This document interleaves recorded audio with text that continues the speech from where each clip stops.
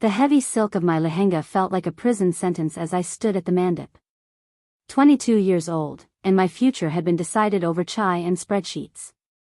Smile, Jia, my mother hissed through her veneers, her nails digging into my wrist. The metas are very well connected.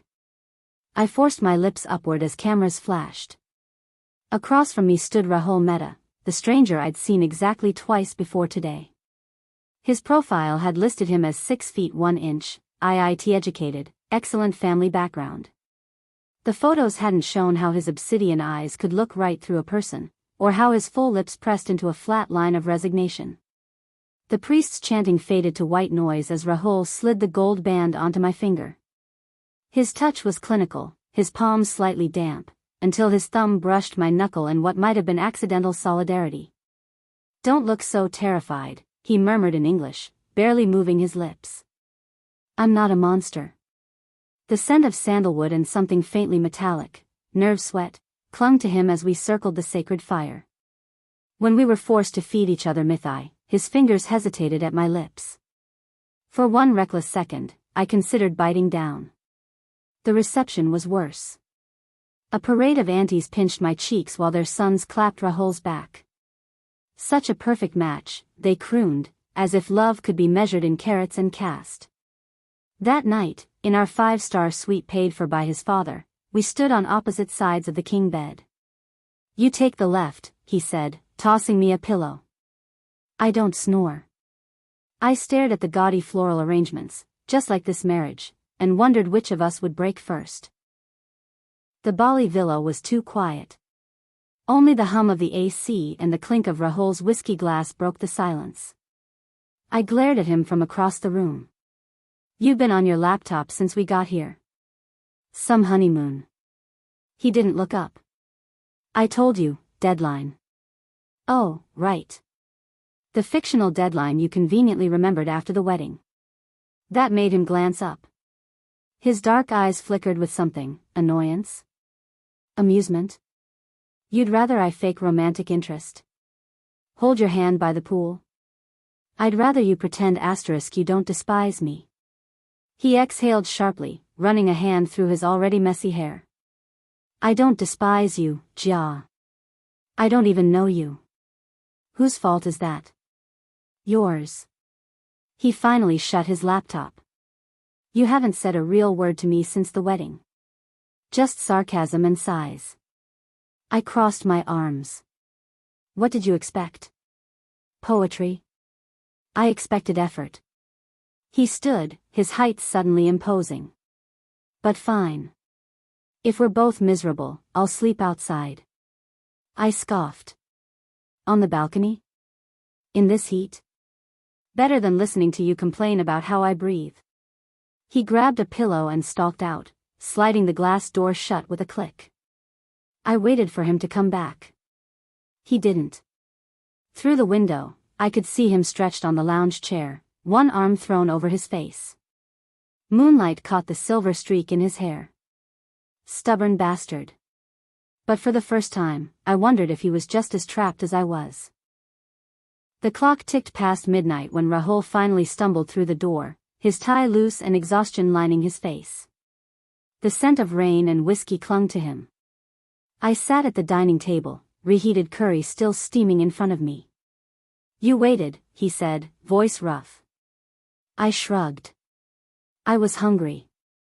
A lie. We both knew it. He dropped into the chair across from me, loosening his collar. "You didn't have to." "I know." Silence settled between us, broken only by the scrape of cutlery.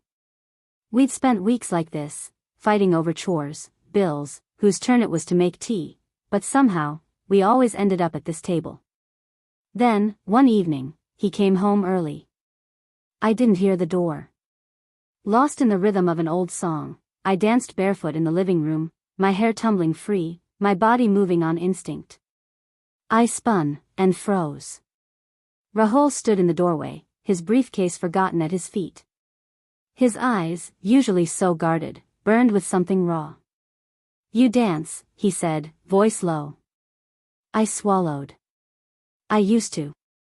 Before this marriage." He stepped closer. Don't stop. The air between us thickened. For the first time, I saw him, not the reluctant husband, but the man who noticed the way my fingers tapped when I was nervous, who left the porch light on when I came home late. And when I resumed dancing, his gaze never left me. The dinner table between us felt too small when I made the mistake of mentioning him. He remembered little things, I said, tracing the rim of my wine glass. My coffee order, how I like my books organized, even the way I twirl my hair when I'm tired. Rahul's fingers froze around his fork. A muscle jumped in his jaw. How thoughtful. The air turned thick. I hadn't meant to compare them, hadn't even realized I was doing it until I saw the storm in his eyes. You should have married him instead, he said quietly, pushing back from the table. I caught his wrist. That's not what I... Then what, Jia? He turned suddenly, caging me against the kitchen counter. His breath was warm against my lips. You want me to take notes? Buy you flowers like your perfect ex? My heart hammered. This close, I could see the flecks of gold in his dark eyes, the way his pulse raced at his throat. I want you, I whispered. Not some ghost. His grip on the counter tightened. Prove it. The challenge hung between us. Slowly, I reached up and undid the top button of his shirt, my fingers brushing the hollow of his throat. His breath hitched. See? My thumb traced his collarbone. I remember things too. A low sound escaped him. Then his mouth was on mine, hot, desperate, erasing every thought of anyone else. When he pulled away, his voice was rough. From now on, he said, the only man you talk about is me. Monsoon rain lashed against the windows as we sat cross-legged on the bed, takeout containers between us. 3 months of bickering, stolen glances, and that kiss on the balcony, yet we'd never talked about why. Rahul flicked a chili at my plate. You first. I twirled noodles around my fork. Dad said he'd cut me off if I refused. I met his eyes. And you? He leaned back against the headboard. My mother cried. Said no one else would take a workaholic with a resting bastard face.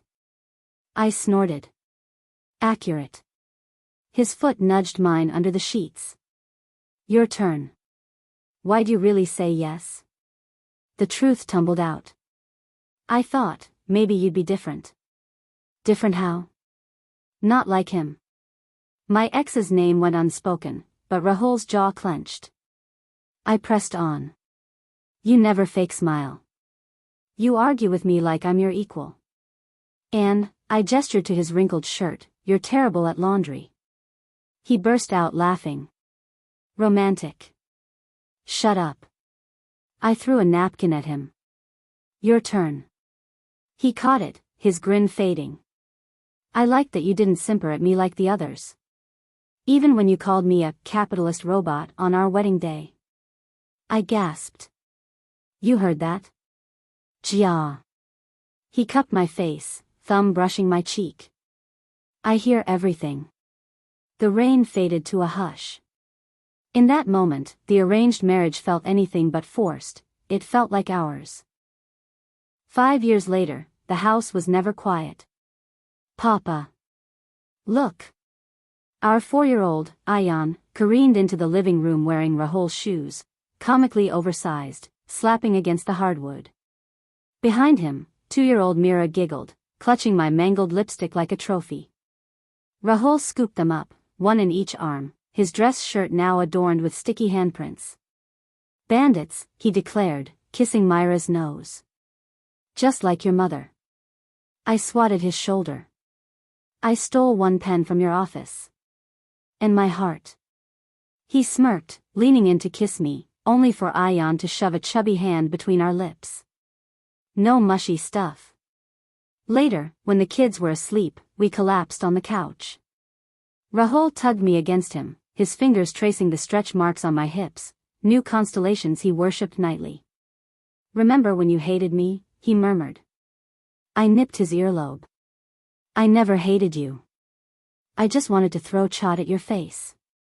He laughed, the sound warm against my skin. Liar. You stared at me like I'd murdered your goldfish.